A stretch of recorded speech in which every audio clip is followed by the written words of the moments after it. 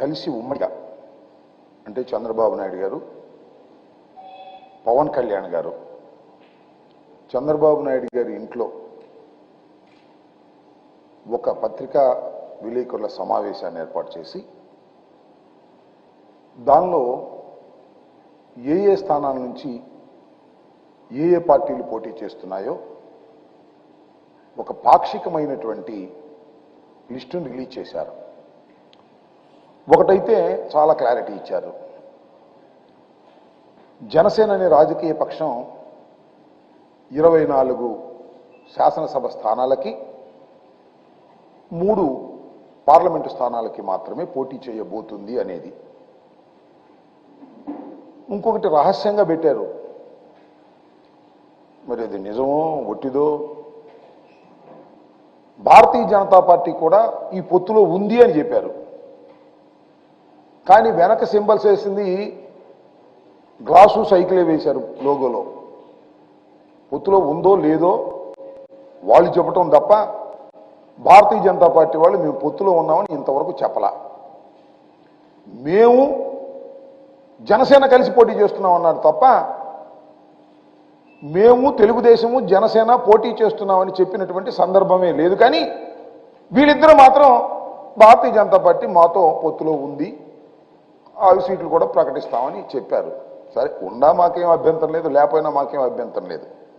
నేను టోటల్గా చెప్పదలుచుకుంది ఏంటంటే చాలా కన్ఫ్యూజన్గా ఉన్నారు. ఎక్కడా స్పష్టత లేదు.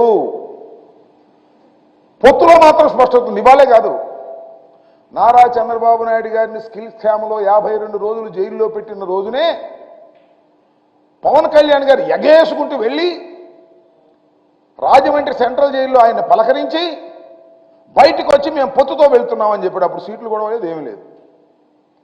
పొత్తులో వెళుతున్నామని చెప్తే చాలామంది అమాయకులైనటువంటి జన సైనికులు, అమాయకులైనటువంటి కాపు సోదరులు ఏమనుకున్నారంటే ఈ పొత్తులో ఈసారి మా పవన్ కళ్యాణ్ ముఖ్యమంత్రి అయిపోతాడు, గ్యారంటీగా ముఖ్యమంత్రి అయిపోతాడు అని అనుకున్నారు. ఎందుకంటే అంతకుముందు కూడా చాలా సందర్భాల్లో జన సైనికులు, మా కాపు సోదరులు సీఎం సీఎం అని పాపం గొంతు చించుకొని అరిసేవారు.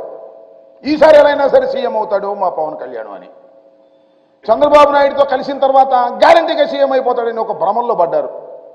ఎందుకంటే అక్కడక్కడ చంద్రబాబు నాయుడు చెబుతున్నాడు, చూశారుగా మీరు, నాకు సీఎం ఏమన్నా కొత్త, సీఎం నాకేం కొత్త కాదు, నాకేం అవసరం లేదు, ప్రజల కోసం అంటున్నాడు.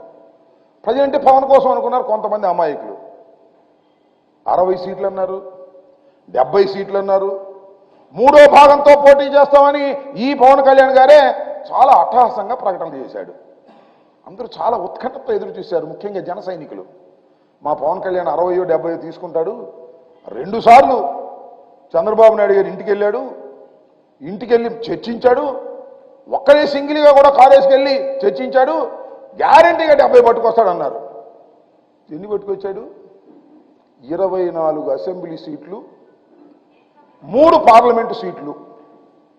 ఇవి కాక నాకు చాలా చిత్రం వేస్తుంది పవన్ కళ్యాణ్ గారు. ఆయన ఏ రాజకీయ నాయకుడు నాకు తెలియదు, ఏమి లెక్కలో నాకు తెలియదు. ఆయన 24 అసెంబ్లీ సీట్లు, 3 పార్లమెంటు సీట్లు అంటే ఒప్పుకోట్లా. మీకు తెలియదు, మొత్తం 40 పోటీ చేస్తున్నాం మనం. నమ్మండి జన సైనికులారా, అమాయకులు అనుకుంటున్నాడు జన సైనికులు. ఎట్లాగంటే 3 ఏళ్ళు ఉంటారు కదా, 3 పార్లమెంటులో 3 ఏళ్ళు 21 ఉంటాయి. ఈయనేమో 24, 21, 24 కలిపి 45. కానీ అక్కడక్కడ కొన్ని జనసేన పోటీ చేస్తాం, అందుకని 40 వేసుకున్నాడు. 40 సీట్లకు పోటీ చేస్తున్నాం జన సైనికులారా, మీరు నమ్మండి అన్నాడు. నాకు ఒకటి గుర్తొచ్చింది, అబ్బా, ఏదో సినిమాలో ఒక డైలాగ్ ఉంటుంది, నాకు కాస్త తెక్క ఉంది, దానికి ఒక లెక్క ఉంది అని. ఇది తెక్క లెక్క. ఏమయ్యా పవన్ కళ్యాణ్ గారు, నువ్వు 3 పార్లమెంటు సీట్లు, 24 అసెంబ్లీ సీట్లు పోటీ చేస్తూ కాస్త నీకు తెక్క ఉండొచ్చు, ఆ తెక్కతో నీకు ఒక తప్పుడు లెక్క ఉండొచ్చు, కానీ జన సైనికులకు తిక్కలేదు, నీ అభిమానుకు తిక్కలేదు. నీ అభిమానులకు ఒకటే తిక్క, నువ్వు ముఖ్యమంత్రి కావాలి, నువ్వు ముఖ్యమంత్రి కావాలని తిక్క. ఆ తిక్క దించేవారా చెప్పు, ఇక అనుమానం లేకుండా తిక్క మొత్తం దిగింది. 40 సీట్లకు పోటీ చేస్తున్నాడు. నమ్మండి అయ్యా జన సైనికులారా, కాపు సోదరులారా, నమ్మండి. పవన్ కళ్యాణ్ గారికి చంద్రబాబు నాయుడు గారు 40 సీట్లు ఇచ్చాడని మీరు నమ్మాలి. ఇది పరిస్థితి.